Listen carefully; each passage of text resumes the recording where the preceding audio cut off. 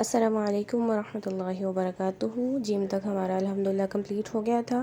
Next lesson के लिए भी आपने इसी तरह 4 कॉलम्स बना लेने हैं, अल हर्फ, इब्तदाइया, अल मुतवस्सिता और अन निहाइया के।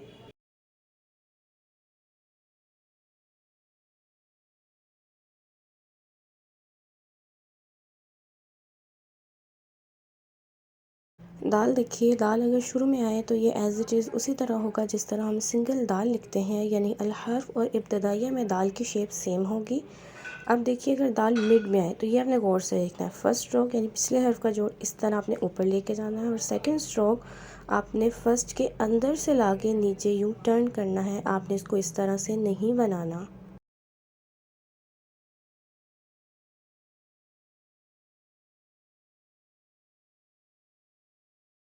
दाल की शेप मिड में और लास्ट में सेम होती है, यानी लिखते हुए अगर दाल को हमने कहीं मिड में लिखना है तो भी उसी तरह लिखेंगे, और अगर लास्ट में आए तो भी दाल यानी अल मुतवस्सिता और अन नहाइया की शेप सेम है, और अल हर्फ और इब्तदाइया की सेम है।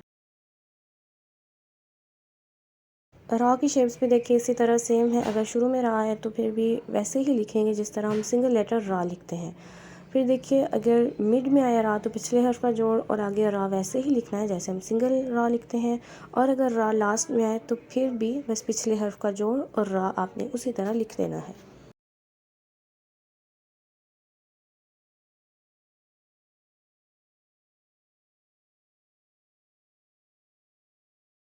सीन के स्ट्रोक्स का अपने ख्याल रखना है कि फ़र्स्ट स्ट्रोक जिस तरह हम लाइट सी कर्व में, सेकंड स्ट्रेट और थर्ड भी कर्व में लगाते हैं उसी तरह लगाना है। सीन अगर शुरू में आए तो आपने इसके तीनों स्ट्रोक्स का ख्याल रखना है और इस तरह से आपने इसकी शेप बनानी है।